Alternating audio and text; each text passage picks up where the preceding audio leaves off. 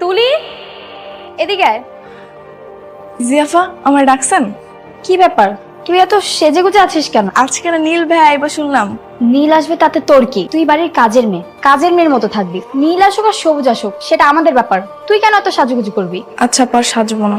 এই টিপ খোল আর লিপস্টিক মোছ, যা মুখে কালি মেখে আয়। আজকে থেকে তুই বাসায় মুখে কালি মেখে থাকবি। কি হয়েছে রে? বাসাতে চিল্লাচিল্লি কিসের? এখন না ভাইয়া, কাজের মেয়ের ঢং দেখো। নীল আসছে শুনে একদম সেজে গুজে নায়িকা হতে চাচ্ছে, কত বড় সাহস! দাদির আশকারা পেয়ে পেয়ে না ও মাথায় উঠে গেছে। কেন যে দাদি ওকে এত আশকারা তা নিজে বুঝতে পারতেছি না। কি সমস্যা তোর? এসব পোশাক পরছিস কেন তুই? আমি যেন ভুল করেও না দেখি তুই নীলের সামনে আসছিস, বুঝছিস? যা। যদি তোকে নীলের সামনে দেখেছি তাহলে কিন্তু তোকে এই বাড়ি থেকে বের করে দিব, কথাটা যেন মাথায় থাকে। না না আপু, আমি নীল ভাইয়ের সামনে যাব না। আর এই পোশাক চেঞ্জ কর, ঠিক আছে?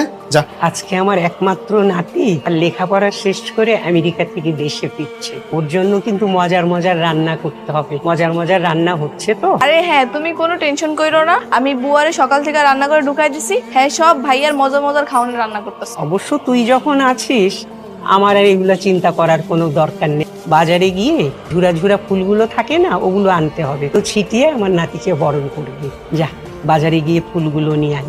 গাড়িতে যাস কিন্তু, ড্রাইভারকে বলা আছে। ভাই একটা ফুলের তোড়া বানিয়ে দাও তো।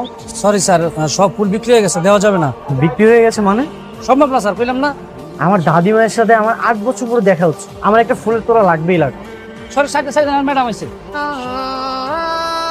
ম্যাডাম আপনি আসছেন? আপনার সব কিছু রেডি আছে। বিল কত হয়েছে? এক্সকিউজ মি, হ্যাঁ বলেন। আপনি কি সব ফুলগুলো কিনে ফেলেছেন?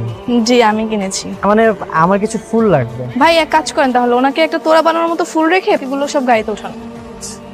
আপনার নামটা কি আমি জানতে পারি? এখন নাম জানতে চাইছেন, একটু পর নাম্বার চাইবেন, এটা সেটা আরো কত কি। শুনেন, এসব ফাও পেঁচাল আমার সাথে পারবেন না। বাপরে, আমাদের দেশের মেয়ে তো অনেক সুইট, কিন্তু কথাবার্তা তো ঝাল কেন? হ্যাঁ অনেক ঝাল।